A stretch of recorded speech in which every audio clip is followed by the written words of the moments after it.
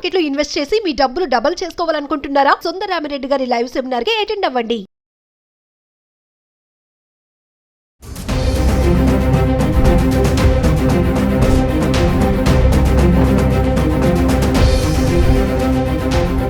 Hello viewers, welcome back to our channel. ప్రస్తుతం మనతో పాటు ఉన్నారు consumers affair committee chairman Mandadi Krishnareddy గారు. సార్తో మాట్లాడదాం. నమస్తే సార్. నమస్కారం అమ్మ. చాలా మందికి గోల్డ్ కొనాలని, బంగారం కొనాలని వెళ్ళినప్పుడు చిన్న షాప్ లో కొనాలా, చిన్న చిన్న స్టోర్స్ ఉంటాయి మనకి, అక్కడ కొనాలి, పెద్ద పెద్ద షోరూమ్ లో కొనాలని ఒక కన్ఫ్యూజన్ అయితే ఉంటుంది. చాలా మంది కూడా ఇంకేంటంటే ఎప్పటి నుంచో మా అమ్మలు కొంటున్నారు, చిన్న చిన్న షాప్స్ ఉంటాయి కదా, అక్కడ వెళ్ళి కొంటా ఉంటారు. అంటే ఇక్కడ కొనడం బెటరా, పెద్ద పెద్ద షోరూమ్ లో కొనడం బెటరా, అంటే నష్టం ఎక్కడ జరుగుతుంది అంటే ఒకసారి మా వ్యూవర్స్. ముందుగా కస్టమర్స్ అంటే వినియోగదారులు తెలుసుకోవాల్సిన విషయం ఏంటంటే, గోల్డ్కి అంటే మనం మామూలుగా ఐఎస్ఐ మార్క్ అంటారు, బిఐఎస్ అంటాం, హాల్ మార్క్. ఇప్పుడు దానిలాగే హాల్ మార్క్ అనేది ఉంది. అంటే మనం తాగే నీళ్ళకు కూడా ఐఎస్ఐ మార్క్ ఉండేటువంటి వాటరే మనం తాగాలి. ఇప్పుడు ఫిల్టర్ వాటర్ అయితే ఉందో, మనకు ప్యాక్డ్ వాటర్ ఉంది, ప్యాక్డ్ వాటర్ మీద కంపల్సరీగా ఐఎస్ఐ ఉండాలనేది కండిషన్ ఉంది. ఐఎస్ఐ లేకుండా ఎవరు కూడా బాటిల్స్లో కానీ లేకపోతే డబ్బాల్లో కానీ సీల్ చేసి వాటర్ బయట తీసుకురావడానికి వీల్లేదు. అలా అమ్మితే వాళ్ళకు శిక్ష పడుతుంది, పెనాల్టీలు కూడా పడతాయి. అలాగే హాల్ మార్క్ లేకుండా కూడా ఆభరణాలు బయటికి రావడానికి వీల్లేదు. హాల్ మార్క్ ఖచ్చితంగా ఉండాలి. అంటే హాల్ మార్క్ ఉండే ఆభరణాలు మాత్రమే మనం కొనాలి. హాల్ మార్క్ లేకుండా ఎవరిని అమ్మితే కూడా అది నేరం కిందకు వస్తుంది వాస్తవంగా. కాబట్టి చిన్న షాప్ అయినా పెద్ద షాప్ అయినా ముందు హాల్ మార్క్ ఉందా లేదా అనేది ఫస్ట్ మనం చూడాలి. రెండోది ఏమిటంటే రేటు, ఏ రోజుకు ఆ రోజు రేట్ అనేది పేపర్లో వస్తుంది, టీవీలో వస్తుంది, ఆన్లైన్లో కొడితే వాళ్ళు ఎక్కడ పడితే అక్కడ మనకు ఈ రోజున రేట్ ఏమిటి, హైదరాబాద్లో రేట్ ఏమిటి, బాంబేలో రేట్ ఏమిటి, మెడ్రాస్లో రేట్ ఏమిటి అని మనకు బయటపడుతుంది. కొద్ది డిఫరెన్స్ చేస్తుంటే రేట్ అనేది ఎక్కడైనా అదే రేటు పాటించాలి. ఆ రేటే అమ్ముతున్నారో అంతకన్నా ఎక్కువ రేట్ అమ్ముతున్నారో చూసుకోవాలి. మూడోది ఏంటి, తరుగు. ఈ తరుగు పేరుతో చాలా మంది మనల్ని మోసం చేస్తున్నారు, విపరీతంగా మోసం చేస్తూ ఉన్నారు. తరుగు ఎంత తీయాలి అనేది అది తరుగు తీయాలనేది ఎక్కడ స్టాండర్డ్ అనేది లేదు. గవర్నమెంట్ ఏమి ఇంత తరుగు తీయాలని చెప్పలే. దీన్ని వీళ్ళే నిర్ణయించుకుంటున్నారు. ఎవరు తరుగు తక్కువ తీస్తున్నారు, దాంట్లో ఎక్కువ తరుగు లేకుండా తక్కువ తరుగుని ఎవరైతే తీస్తున్నారు అనేది మనం చెక్ చేసుకోవాలి. అది చిన్న షాప్లో జరుగుతుందా పెద్ద షాప్లో జరుగుతుందా, ఇవి కంపేర్ మనం చేసుకోవాలి. నాలుగోది తూకం కూడా వాడేదో తూకం వేసిస్తే మనం తీసుకోవడం కాదు. ఎందుకంటే తూకంలో చిన్న తేడా కూడా ఒక్కోసారి బంగారంలో చాలా ఎక్కువ మనం నష్టపోయే పరిస్థితి ఏర్పడుతుంది.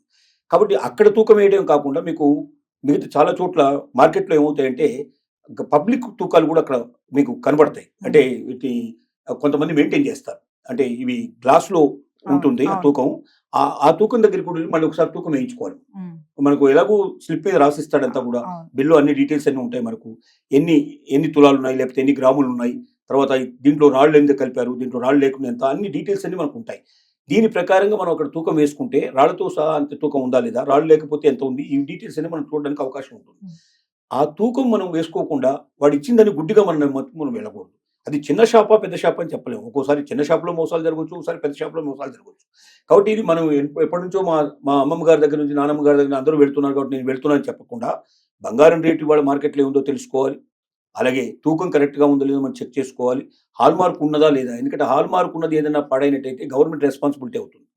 అంటే ఎవరైతే హాల్ మార్క్ వేసి ఇచ్చారో వాళ్ళ రెస్పాన్సిబిలిటీ ఉంటుంది. కాబట్టి హాల్ మార్క్ ఉండేటువంటి ఆభరణాలు మాత్రమే కొనాలని చెప్పి ఖచ్చితంగా మనం నిర్ణయించుకోవాలి. ఈ జాగ్రత్తలని మనం తీసుకున్నప్పుడు అది చిన్న షాప్ అయినా పెద్ద షాప్ అయినా మనం నిర్భయంగా మనం చేసుకోవడానికి మనకు పాసిబిలిటీ ఉంది. కానీ మనలో అజ్ఞానం ఉన్నంత కాలం, మనం గుడ్డిగా నమ్ముతున్నంత కాలం, మోసపోయే వాళ్ళు ఉన్నంత కాలం మోసం చేసేవాళ్ళు ఉంటారు. మోసానికి ప్రాతిపదిక నమ్మకం. నమ్మకం లేకపోతే మోసమే లేదు. నేను నమ్మాను మోసం చేశాడంటే నమ్మితేనే మోసం చేస్తాడు కదా, నమ్మకపోతే మోసం ఎలా చేస్తాడు? కాబట్టి గుడ్డిగా నమ్మి ముందుకు వెళ్ళి తప్పు నీది కానీ మోసం చేసేవాడిది కాదు. మోసపోయేవాళ్ళు ఉన్నంత కాలం మోసం చేసేవాళ్ళు ఈ ప్రపంచంలో ఉంటారు. అంటే నీ అజ్ఞానమే మోసానికి కారణం తప్ప అవతల వాడి గొప్ప తెలివితేటలు కాదు, నువ్వు తెలివి తక్కువవాడు. కాబట్టి నేను ఈజీగా వాడు లోపరుచుకున్నాడు, చేయగలిగాడు. కాబట్టి ప్రతి ఒక్క స్త్రీ, ఎక్కువగా గోల్డ్ కొనే వాళ్ళందరూ ఆడవాళ్ళు కాబట్టి ఆడవాళ్ళు అలర్ట్గా ఉండాలి. మీరు ఆ రోజు రేట్, ఇవన్నీ మీకు మార్కెట్లో ఈజీగా తెలిసే విషయాలే. వీటిని మీరు ఎప్పుడైతే పాటిస్తారో అసలు మోసం అనేది లేకుండా మార్కెట్లోంచి వెళ్ళిపోయే అవకాశం ఉంటుంది. అప్పుడు ఏ షాపులో కొన్నా ఎక్కడ కొన్నా నిర్భయంగా కొనుక్కునే అవకాశాలు ఉంటాయి. అంటే భారతదేశపు స్త్రీలు వాడికి జరిగే అన్యాయాన్ని, మోసాలని వాళ్లే ఎదిరించి ఆ మోసాల నుంచి బయటపడటం నేర్చుకోవాలి. దీనికి వినియోగదారుల కోర్టులు ఉన్నాయి. ఒకవేళ మీరు మోసపోతే, అంటే మీకు తూకంలో మోసపోయినా, నాణ్యతలో మోసపోయినా, లేకపోతే మీకు అడిషనల్గా ఎక్కువ వేసినా, ఆ రోజున మార్కెట్లో ఉండే రేట్ కన్నా మీకు ఎక్కువ రేట్లు వేసినా, ఏది జరిగినా వినియోగదారుల కోర్టులో మీరు కేసు వేసుకుని నష్టపరిహారం మీరు సంపాదించే అవకాశం మీకు ఉంది. మీకు ఇది ఈజీ.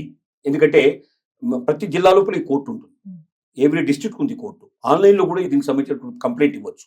మీరు ఎక్కువ సార్లు కోర్టుకు వెళ్లాల్సిన అవసరం కూడా ఉండదు, చాలా తక్కువ సార్లు వెళ్ళొచ్చు. మామూలు సివిల్ కోర్టులో ఉండే ప్రొసీజర్ అంతా ఉండదు, ఇక్కడ కన్జ్యూమర్ కోర్టులో ప్రొసీజర్ అంతా ఉండదు. మామూలుగా ఒక పెద్ద మనుషుల పరిష్కారం లాగా పరిష్కారం ఉంటుంది. ఇక్కడ ఒక జడ్జి గారు ఉంటారు, 2 మెంబర్స్ ఉంటారు. ఈ 2 మెంబర్స్ ఎవరంటే ఏదైనా ఒక ఫీల్డ్ లోపల అనుభవం ఉన్నటువంటి వ్యక్తులు మాత్రం ఉంటారు. ఒక స్త్రీ కంపల్సరీ దాంట్లో ఉంటారు. జిల్లా కోర్టులో ఉండేటువంటి వాళ్ళు కానీ, స్టేట్ కమిషన్లో ఉండేవాళ్ళు కానీ, నేషనల్ కమిషన్లో కానీ ఒక స్త్రీ కంపల్సరీగా మినిమం ఉంటారు. స్టేట్ కమిషన్, నేషనల్ కమిషన్ వెళ్ళే వాళ్ళ సంఖ్య పెరుగుతుంది. అంటే మహిళలు కూడా అక్కడ ఉంటారు కాబట్టి వాళ్ళు అర్థం చేసుకుంటారు, మనకు సంబంధించినటువంటి ప్రాబ్లమ్స్ అన్ని అర్థం చేసుకుంటారు. జరిగినట్టుగా వివరంగా చెప్పి, నేను ఇట్లా మోసపోయాను, ఇట్లా నష్టపోయాను, నాకు ఇది జరిగిందని చెప్పి కరెక్ట్గా మన దగ్గర ఉన్న బిల్లు ఆధారం, బిల్లు లేకుండా ఎప్పుడు కూడా కొనకూడదు. అది వెండి కానీ, బంగారం కానీ, ఏ వస్తువు కానీ ఏదైనా సరే. చాలా మంది ఏం చేస్తారంటే ట్యాక్స్ పడుతుందని బిల్ ఇస్తారు. ఇవన్నీ కరెక్ట్ కాదు. యాక్చువల్గా చాలా వరకు మనకు పడేటువంటి ట్యాక్సెస్ అన్ని కూడా మ్యానుఫ్యాక్చరింగ్ దగ్గరే పడిపోతాయి. మళ్ళీ కొత్తగా వేసే ట్యాక్సెస్ పెద్దగా ఉండవు. కాబట్టి ట్యాక్స్ పడుతుందని భయపెట్టి ఎవరైనా చేస్తే, ట్యాక్స్ లేకుండా వాడు అమ్మేటువంటి వస్తువు నాణ్యత లేని వస్తువు, పనికిరాని వస్తువు. అది పనికొచ్చే వస్తువులు అయితే ట్యాక్స్తో పాటుగా మీకు వస్తాయి. కాబట్టి ట్యాక్స్ గురించి భయపడకుండా మీరు బిల్లు తీసుకుంటే మీ చేతిలో పెద్ద ఆయుధం ఉన్నట్లు లెక్క. బంగారంలో మోసం చేసినా, వెండిలో మోసం చేసినా, వజ్ర వైఢూర్యాలు మోసం చేసినా, ఎక్కడ ఆర్నమెంట్లో మోసం చేసినా మీరు మోసపోయిన డబ్బుకి ఎక్కువ డబ్బు మీరు సంపాదించే అవకాశం ఉంది. మానసిక వేదన, మిమ్మల్ని బాధ పెట్టినందుకు వస్తువు రేటుతో పాటుగా 10 రెట్లు ఎక్కువగా మీరు నష్టపరిహారం సంపాదించే అవకాశం మీకు ఉంటుంది. కాబట్టి దీన్ని ఉపయోగించుకోవాల్సిందిగా నేను కోరుతున్నాను. అంటే మోసం అనేది పెద్ద షోరూమ్ అని లేదు, చిన్నదని లేదు, ఎక్కడైనా జరుగుతాయి మోసాలు. ఎవడైనా చేయడానికి ఆస్కారం ఉంది కదా.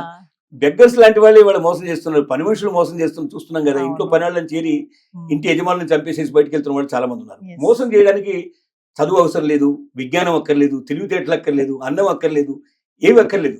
పెట్టుబడి ఏంటంటే ఎదుటివాడి అమాయకత్వం, ఎదుటివాడు నమ్మకం. మనల్ని ఎంత నమ్మాడు అంటే మనం అంత ఎక్కువ మోసం చేయడానికి అవకాశం ఉంటుంది. Thank you.